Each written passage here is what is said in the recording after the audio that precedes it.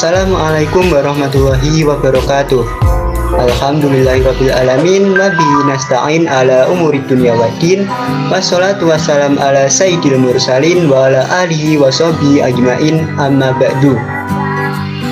Baik, sebelumnya saya berterima kasih kepada Pak Nasih selaku dosen pengampu mata kuliah Pendidikan Agama Islam yang telah memberikan kesempatan untuk kelompok kami untuk mempresentasikan materi pembelajaran perkuliahan pada siang hari ini. Dan juga tak lupa saya juga berterima kasih kepada teman-temanku semua yang telah meluangkan waktunya untuk menonton video yang akan kami presentasikan kali ini. Baik, di sini langsung saja perkenalkan, nama saya Ahmad Rizky Khairuddin. Bersama rekan-rekan saya ada Mbak Ijali Lisana Sibeti dan Mbak Lisa Nur Sofia. Ya, kami dari kelompok 3 akan mempresentasikan dasar ajaran dan sumber hukum Islam. Baik, yang pertama adalah akidah. Akidah sendiri, akidah berasal dari bahasa Arab aqoda, yaqidu, aqodan, yang secara etimologi berarti ikatan atau keyakinan. Tingkatan akidah dibagi menjadi 4 tingkat. Yang pertama tingkatan taklid, yang kedua tingkatan yaqin, yang ketiga tingkatan ainul yaqin, dan yang keempat tingkatan hakul yakin. Yang kedua ada syariah, amaliyah syariah atau fikih. Syariah dalam pengertian etimologis adalah sumber air mengalir yang didatangi manusia atau binatang untuk diminum, atau jalan menuju tempat air, atau dengan kata lain sumber kehidupan. Menurut Muhammad Hashimi Kamali, syariah secara harfiah berarti titian menuju sumber air yang jelas untuk diikuti dan harus dijalani oleh orang-orang beriman guna mendapatkan panduan di dunia dan keselamatan di akhirat. Sedangkan syariah menurut terminologis adalah seperangkat norma ilahi yang mengatur hubungan manusia dengan Allah, hubungan manusia dengan sesamanya dalam kehidupan sosial, hubungan manusia dengan makhluk lainnya. Selanjutnya ada fikih. Fikih secara sistematik, kata fikih berarti mengetahui sesuatu dan memahaminya dengan baik. Adapun secara terminologis, fikih menurut Abu Zarah sebagaimana dikutip oleh Profesor Dr. Fathur Rahman Jamil, yaitu mengetahui hukum-hukum syarak yang bersifat amaliyah yang dikaji dari dalil-dalilnya yang terperinci. Perbedaan fikih dan syariah. Perbedaan pokok antara fikih dan syariah menurut Profesor Dr. Muhsin yaitu sebagai berikut. Yang pertama, syariat terdapat dalam Al-Quran dan hadis, sedangkan fikih berasal dari ijtihad dan manusia. Yang kedua, syariah bersifat fundamental dengan ruang lingkup luas, termasuk di dalamnya ada akhlak dan akidah, sedangkan fikih bersifat instrumental dan ruang lingkupnya seputar hukum. Yang ketiga, syariat ketetapan Allah dan ketentuan Rasulnya yang bersifat abadi. Sedangkan fikih karya manusia yang tidak berlaku abadi dan bisa berubah dari masa ke masa. Selanjutnya, syariat hanya satu, sedang fikih lebih dari satu. Sebagaimana adanya aliran hukum yang biasa disebut mazhab-mazhab. Selanjutnya, syariat menunjukkan kesatuan dalam Islam, sedangkan fikih menunjukkan keragamannya. Yang ketiga ada akhlak. Akhlak secara etimologis, kata akhlak berasal dari bahasa Arab al-akhlak yang merupakan bentuk jamak dari khuluq yang berarti budi, pekerti, perangai, tingkah laku, atau tabiat. Sinonim dari kata akhlak ini adalah etika, moral, dan karakter. Secara terminologis, akhlak berarti keadaan gerak jiwa yang mendorong ke arah melakukan perbuatan dengan tidak menghajatkan pikiran. Inilah pendapat yang disampaikan oleh Ibnu Maskawai. Selanjutnya, sumber-sumber ajaran Islam. Sumber-sumber ajaran Islam di sini ada 3. Yang pertama Al-Quran, yang kedua ijtihad, Yang kedua ijtihad dan yang ketiga as-sunnah. Ya. Al-Quran. Al-Quran adalah nama bagi kitab suci umat Islam yang berfungsi sebagai petunjuk hidayah atau hidup bagi seluruh umat manusia. Al-Quran diwahyukan oleh Allah pada Nabi Muhammad SAW setelah beliau genap berumur 40 tahun. Al-Quran diturunkan kepada beliau secara berangsur-angsur selama 23 tahun. Secara etimologi, Al-Quran berasal dari kata qoro'a, yaqra'u, qira'atan atau Qur'anan yang berarti mengumpulkan dan menghimpun. Menurut Dr. Subhi As-Soleh berarti bacaan. Sedangkan kata Al-Quran berbentuk masdar dengan isi maf'ul yaitu marfu'. Sistematika Al-Quran. Al-Quran merupakan sumber ajaran Islam yang pertama dan utama disampaikan oleh malaikat Jibril pada Nabi Muhammad SAW dengan mutawatir selama 22 tahun 2 bulan 22 hari, mula-mula di Mekah, kemudian di Madinah. Al-Quran pertama diturunkan di Gua Hira pada malam 17 Ramadan dan pertama sebelum Hijriah atau disebut juga malam Nuzulul Quran pada saat Rasulullah berusia 40 tahun, yaitu 5 ayat awal surah Al-Alaq. Baik, selanjutnya akan disampaikan oleh Mbak Ijal Irisana. Waktu dan tempat kami persilahkan. Ayat Al-Quran dikelompokkan menjadi 2, yaitu ayat Madaniyah dan ayat Makkiyah. Ayat Madaniyah memiliki ciri-ciri sebagai berikut. Ayat-ayatnya panjang, merupakan 11/30 dari seluruh isi Al-Quran, mulai dengan kata-kata Ya ayyuhalladzina amanu, terdiri atas 28 surat, 1456 ayat. Ayat Madaniyah ini memuat soal-soal hukum, keadilan, masyarakat, dan lain-lain. Diturunkan selama 10 tahun, 2 bulan, 9 hari. Kemudian ada ayat Makkiyah. Yang pertama, ayat-ayatnya pendek, dimulai dengan kata-kata Ya ayyuhan nas. Diturunkan selama 12 tahun, 13 hari. Pada umumnya mengenai makna tauhid. Ayat ini terdiri atas 86 surat, 4780 ayat. Ayat ini merupakan 19/30 dari seluruh isi Al-Quran. Isi kandungan Al-Quran. Isi yang terkandung dalam Al-Quran antara lain bagi petunjuk mengenai akidah, petunjuk mengenai syariah, petunjuk tentang akhlak, kisah-kisah umat manusia di zaman lampau, dan berita tentang zaman yang akan datang. Sumber-sumber ajaran Islam. Yang pertama ada as-sunnah. Secara bahasa, sunnah berarti tata cara, tradisi, atau perjalanan, sedangkan al-hadis berarti ucapan atau pernyataan atau sesuatu yang baru. Sedangkan menurut istilah, sunnah yaitu apa yang diriwayatkan oleh Nabi SAW, baik berupa perkataan, perbuatan, takrir atau ketetapan beliau SAW, sifat jasmani atau sifat akhlak, perjalanan setelah bi'tsah, angkat sebagai nabi, dan terkadang masuk juga sebagian sebelum bi'tsah, sehingga arti as-sunnah itu terkadang semakna dengan al-hadis. Berdasarkan kualitasnya, hadis terbagi menjadi 3. Yang pertama hadis sahih, hadis hasan, hadis dhaif. Hadis sahih ialah hadis yang sanadnya bersambung, diriwayatkan oleh perawi yang berkualitas dan tidak lemah hafalannya. Di dalam sanad dan matanya tidak ada syadz dan ilat. Kemudian ada hadis hasan. Hadis hasan hampir sama dengan hadis sahih, yaitu hadis yang rangkaian sanadnya bersambung, diriwayatkan oleh perawi yang adil dan dhabit, tidak terdapat syadz dan ilat. Namun perbedaannya adalah kualitas hafalan perawi hadis hasan tidak sekuat hadis sahih. Dan terakhir ada hadis dhaif. Hadis dhaif ialah hadis yang tidak memenuhi persyaratan hadis sahih dan hadis hasan. Dalam Manzumah Bayyuni disebutkan hadis hasan adalah setiap hadis yang kualitasnya lebih rendah dari hadis hasan adalah dhaif, dan hadis dhaif memiliki banyak ragam. Sedangkan berdasarkan kuantitasnya, hadis terbagi menjadi 2, hadis mutawatir dan hadis ahad. Hadis mutawatir. Kata mutawatir menurut lughat ialah mutababi, yang berarti beriring-iringan atau berurut-urut antara satu dengan yang lainnya.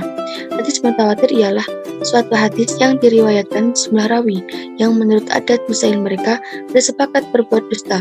Hal tersebut seimbang dari permulaan sanad hingga akhirnya, tidak terdapat kejanggalan jumlah pada setiap tingkatan. Kemudian ada hadis ahad. Menurut istilah ahli hadis ahad antara lain adalah suatu hadis atau kabar yang jumlah pemberitaannya tidak mencapai jumlah pemberitaan hadis mutawatir, baik pemberita itu seorang, 2 orang, 3 orang, 4 orang, 5 orang, dan seterusnya. Tapi jumlah tersebut tidak memberi pengertian bahwa hadis tersebut masuk ke dalam hadis mutawatir. Kemudian ada fungsi as-sunnah. Yang pertama, memperkuat hukum-hukum yang telah ditentukan oleh Al-Quran. Yang kedua, memberikan rincian atau penjelasan terhadap ayat-ayat Al-Quran yang masih bersifat global.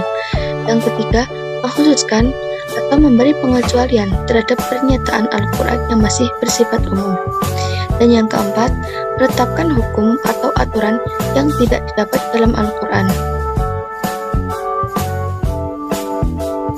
Kemudian ada macam-macam as-sunnah. As-sunnah terbagi menjadi 4 macam, yaitu sunnah qauliyah, sunnah fi'liyah, sunnah taqririyah, dan sunnah hamiyah. Sunnah qauliyah yaitu segala yang disandarkan kepada Nabi yang berupa perkataan atau ucapan yang memuat berbagai maksud syarak, peristiwa, dan keadaan, baik yang berkaitan dengan akidah, syariah, akhlak, ataupun lainnya. Kemudian ada sunnah fi'liyah, merupakan segala sesuatu yang disandarkan kepada Nabi berupa perbuatan sampai kepada kita, seperti hadis sholat dan haji. Ada sunnah taqririyah, yaitu segala hadis yang berupa ketetapan Nabi, membiarkan suatu perbuatan yang dilakukan oleh para sahabat telah memenuhi beberapa syarat, baik mengenai pelakunya atau perbuatannya. Yang keempat ada sunnah hamiyah, yaitu hadis yang berupa hajat atau kehendak Nabi yang belum terrealisasikan, seperti kehendak Rasul untuk berpuasa pada tanggal 9 Asyura. Tetapi Nabi belum sempat merealisasikan hasilnya itu karena wafat sebelum sampai bulan Asyura. Kemudian sumber berikutnya ada ijtihad. Kata ijtihad dapat dilihat dari perspektif ilmu syaraf, yaitu struktur konjugasi, merupakan isim masdar atau kata benda bentukan dari kata kerja fi'il ijtahada yajtahidu ijtihadan. Kata dasar ijtihad adalah jahada, yang juga melahirkan kata benda jihad dan juhud. Yang keduanya berarti kesulitan, kesusahan, kesempitan, kemampuan, keluasan pikiran. Ijtihad harus berlandaskan Al-Quran, hadis, dan akal. Yang pertama, landasan Al-Quran. Para fuqaha secara umum menggunakan surat An-Nisa ayat 59 sebagai hujjah atau dalil dibolehkannya berijtihad. Ayat tersebut berarti, wahai orang-orang yang beriman, taatilah Allah dan Rasul-Nya dan ulil amri di antara kamu. Maka terjadi perselisihan di antara kamu atas suatu persoalan, maka kembalikanlah kamu kepada Allah dan Rasul-Nya. Yang dimaksud taat kepada Allah dan Rasul-Nya dalam ayat ini adalah mengikuti ayat atau hadis yang sudah pasti dan jelas pemahamannya. Kemudian ada landasan hadis, riwayat yang menjelaskan bagaimana Nabi berijtihad, perintah Nabi kepada para sahabat agar mereka berijtihad, dan persetujuan atau ikrar Nabi terhadap hasil ijtihad beberapa sahabat. Kemudian ada landasan akal. Ijtihad merupakan prinsip gerak dengan Islam sebagai suatu agama yang dinamis dan progresif, terus menyesuaikan diri dengan zaman, dan bahwa prinsip gerak yang dianjurkan oleh Islam adalah prinsip ijtihad. Dari uraian tersebut dapat disimpulkan bahwa ijtihad merupakan tuntutan syariah sebagaimana bisa dipahami dari berbagai ayat dan hadis yang mendorong manusia agar berpikir. Kemungkinan ijtihad. Sejak awal harus dipahami bahwa ijtihad bukan sumber hukum. Sumber hukum yang sebenarnya tetaplah nas-nas yang berupa ayat-ayat Al-Quran dan hadis-hadis Nabi. Ijtihad adalah suatu aktivitas pemikiran mendalam, suatu proses untuk menemukan hukum dari kedalaman ayat-ayat Al-Quran dan hadis-hadis Nabi, untuk ditetapkan pada persoalan yang sedang menunggu putusan hukum. Jadi, ijtihad diberlakukan dalam permasalahan yang tidak terdapat ketentuannya di dalam Al-Quran dan As-Sunnah secara langsung. Oleh karena itu, ijtihad dimungkinkan untuk diberlakukan dengan syarat-syarat tertentu. Ijtihad yang tidak disepakati, yang pertama, al-istisar. Pengertian al-istisar merupakan menurut bahasa berarti menganggap baik atau hal yang baik. Menurut istilah ulama usul fikih, ialah meninggalkan hukum suatu peristiwa atau kejadian yang telah ditetapkan berdasarkan dalil syara, menuju ketetapan hukum peristiwa atau kejadian lain, karena ada suatu dalil syara yang mengharuskan untuk meninggalkan. Dalil syarat terakhir ini disebut dengan sandaran istisna. Dasar hukum istisna. Madhab yang berpegang dengan dalil istisna ialah madhab Hanafi. Menurut mereka, istisna sebenarnya semacam kias, yaitu memenangkan kias jali atau mengubah hukum yang telah ditetapkan pada suatu peristiwa atau kejadian berdasarkan ketentuan umum pada ketentuan khusus karena ada suatu kepentingan yang memperbolehkannya. Macam-macam istisna. Ditinjau dari segi pengertian, istisna menurut ulama usul fiqih, maka istisna itu terbagi atas dua macam. Itu berpindahnya dari kias jali kepada kias khafi karena ada dalil lain yang mengharuskan perpindahan itu. Yang kedua, berpindah dari hukum kulli kepada hukum juz'i karena ada dalil yang mengharuskannya. Istihsan bentuk ini oleh madhab Hanafi disebut istihsan darurat karena penyimpangan itu dilakukan karena suatu kepentingan atau karena darurat. Al-maslahat al-mursalah. Pengertian al-maslahat al-mursalah ialah suatu kemaslahatan yang tidak dibicarakan oleh syara dan tidak pula terdapat dalil-dalil yang memerintahkan untuk mengerjakan atau meninggalkannya. Jika hal itu dikerjakan akan mendapat kebaikan yang sangat besar atau kemaslahatan. Dasar hukum. Para ulama yang menjadikan al-maslahat al-mursalah sebagai salah satu dalil syara menyatakan bahwa dasar hukum al-maslahat al-mursalah ialah persoalan yang dihadapi manusia selalu berkembang. Demikian pula kepentingan dan keperluan hidupnya. Sebenarnya, para sahabat, tabi'in, dan para ulama yang datang sesudahnya telah melaksanakannya, sehingga mereka dapat segera menetapkan hukum sesuai dengan kemaslahatan kaum muslimin pada masa itu. Al-'urf adalah sesuatu yang telah dikenal oleh masyarakat dan merupakan kebiasaan di kalangan mereka, baik berupa perkataan maupun perbuatan. Bagaimana sebagian ulama usul fiqih, urf disebut adat atau adat kebiasaan. Macam-macam urf dapat dibagi atas beberapa bagian. Tinjau dari sifatnya, urf terbagi atas urf qauli dan urf amali. Urf qauli ialah urf berupa perkataan seperti perkataan al-walad. Menurut bahasa berarti seorang anak, termasuk di dalamnya anak laki-laki dan anak perempuan. Al-urf amali ialah urf berupa perbuatan atau tindakan, seperti kebiasaan jual beli dalam masyarakat tanpa mengucapkan siwat akad jual beli. Dasar-dasar para ulama sepakat bahwa urf sahih dapat dijadikan dasar hujjah selama tidak bertentangan dengan syara. Ulama Malikiyah terkenal dengan pernyataan mereka bahwa amali ahli Madinah dapat dijadikan hujjah. Ulama Hanafiyah menyatakan bahwa pendapat ulama Kufah dapat dijadikan dasar hujjah. Imam Syafi'i terkenal dengan qaul qadim dan qaul jadidnya, sebab adanya suatu kejadian antara perbedaan urf dan adat, tapi beliau menetapkan hukum yang berbeda pada waktu beliau masih berada di Mekah atau qaul qadim, dan setelah beliau berada di Mesir atau qaul jadid. Hal ini menunjukkan bahwa ketika madhab itu berhujjah kepada urf, dalam hal urf fasid, mereka tidak menjadikan sebagai dasar hujjah. Al-istisab. Pengertian al-istisab menurut bahasa berarti mencari sesuatu yang ada hubungannya.